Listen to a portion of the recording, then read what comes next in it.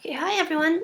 I'm here to talk about my selection of Yolngu Boys as a suitable resource for our TAS faculty. So I think we can use it for year 7 to 12 and cover the TAS mandatory syllabus, textiles and timber technology in particular.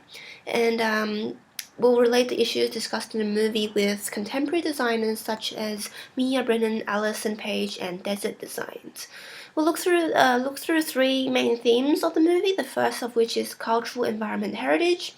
Second is identity and belonging, and thirdly, discuss the authenticity and misrepresentations of the Aboriginal community within this film. So, firstly, for cultural, environment, and heritage, I think students will benefit from this movie because it highlights that even in a contemporary setting, Indigenous people may ultimately return to identifying themselves through culture, through a sense of belonging and bonding to the land. And by looking at this, students will develop knowledge, understanding, and appreciation of the interrelationship of design, technology, society, and the environment. So, scenes such as using the canoe, healing the skin wound with the herbs, and the hunting skills, the rope making, all of that, which is innate within themselves and a main theme. So this can go on to explain and justify why even the modern Aboriginal designers just about always will link their designs back to the stories of the land, their places of origin and heritage. So answering students questions such as why do the Aboriginal designs always have to be about the land? Can't they talk about something that is more modern? Why can't they talk about R&B and hip hop, for example? Which they might, but ultimately culture and heritage is a big thing for them. And for the textile syllabus, for example, it answers the content of the impact of culture and history on fashion and design trends. Also, for us as teachers, the rope making scene and all the hunting and the skills demonstrated in the movie remind us that Aboriginal students learn better through hands-on experiences. So, in a real setting where there's practical lessons, observations, imitations, personal trial and error, and just learning in real life setting as opposed to verbal setups, instructions in an artificial setting, or a lot of reading and writing, that kind of thing.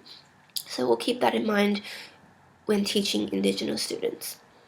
Okay. Identity and belonging is explored through three different characters with contrasting directions in life, and it's relevant for students, especially students who have never met an Aboriginal person.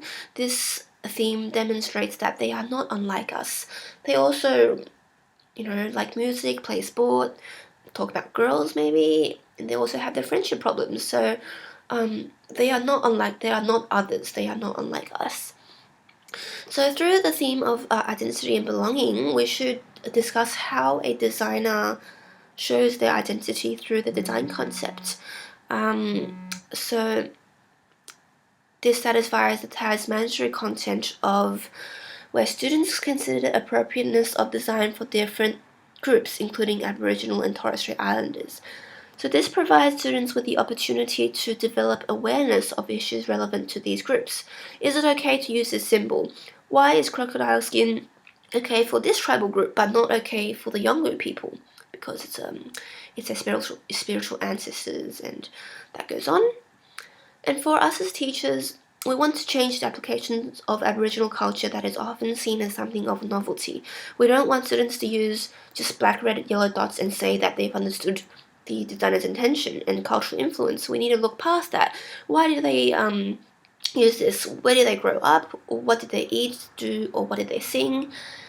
And that can lead to a lot.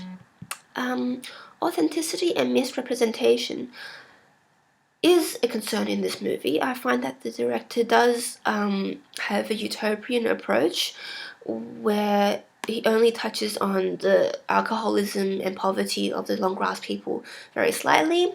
And other than that, it depicts a happy community in the outback with friendly, responsible policemen, normal hospitals, shops, community centres, and all that.